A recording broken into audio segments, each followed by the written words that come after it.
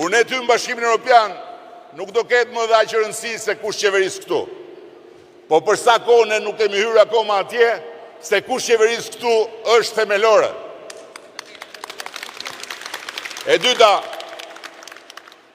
ne sot jemi në një situatë ku në Shqipëri po ndodh diçka që s'ka ndodhur kurrë më përpara. Dhe për këtë arsye krijohet edhe një zhurmë shumë e madhe.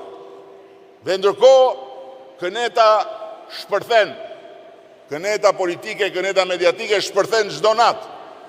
Sa herë që lufta kundër korrupsionit drejtohet ndaj dikujt që është i lidhur me pushtetin politik të Partisë Socialiste. Por ama duhet vetëm shumë pak distancë, duhet vetëm shumë pak qetësi, duhet vetëm shumë pak arsyetim për të kuptuar se gjithë kjo që po ndodh është vepër e Partisë Socialiste. Nuk ka ndodhur ndonjëherë më përpara.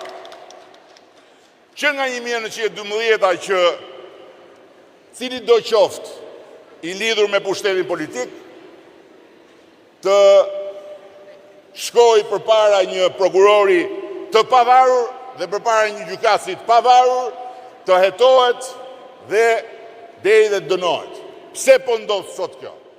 Sepse Partia Socialiste, ne të gjithë bashku, me vendosmëri bëm një reformë në drejtësi që nuk e ka bërë ende asnjë vend në rajonin tonë. Kur ne morëm detyrën, ishim të fundit fare në trenin e antarësimit në Bashkimin Evropian. Edhe na thoshin,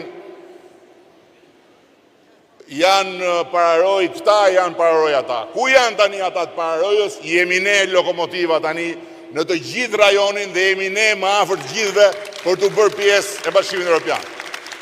Dhe një nga gjërat që ne bëm ishte pikërisht kjo. Vendosëm të dorëzojmë tek drejtësia shpatën e ndëshkimit që gjithmonë e kishte mbajtur qeveria. Kush ka hyrë përpara në procese hetimi dhe në procese ndëshkimore që nga 1912 ka hyrë me urdhër nga lart. Janë burgosur në Shqipëri, janë pushkatuar, janë varur ministra, po ka ndodhur sepse ka ardhur urdhri nga lart. Sot nuk ndodh lufta kundër pandëshkueshmërisë historike me urdhër nga lart. Sot ndodh sepse ne shpatën e dëshkimit ja dorëzuam drejtësisë. Ne duam që në Shqipërinë 2030 paga mesatare të jetë një pagë ku e ku mbi 1.000 euro. Dhe do të arrijmë këtë gjë edhe në sektorin publik, edhe në sektorin privat. Dhe jini krenare edhe për atë që po ndodh në luftën kundër korrupsionit. Edhe mos i dëgjoni fare ata që thonë, jo po ja u morën të gjithë, jo e u kapën të gjithë. Ne jemi pa emigrantët, jemi afro 800.000. Bashkë me emigrantët, ne do t'i afrohemi 1 milionve. Kështu që njësoj si ju, që kujdeseni për pastrimin e shtëpisë, edhe ne në mënyrë të vazhdueshme do ta pastrojmë shtëpinë tonë. Në mënyrë të vazhdueshme do ta bëjmë shtëpinë tonë, vendin ku çdo kush të ketë atë që meriton dhe kushdo që do të hajë të tjerët mbas shpine, të mund të largohet nga shtëpia dhe të shkojë aty ku e meriton. Kjo është rruga jonë. Nuk kemi asnjë rrugë tjetër.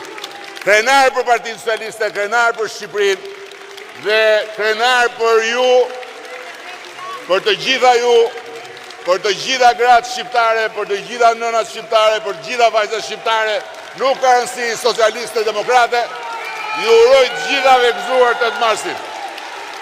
Gëzuar 8 marsin. Dhe të luftojmë të gjithë bashku që gratë bëhen më të forta, që burrat bëhen më të mençur. Faleminderit.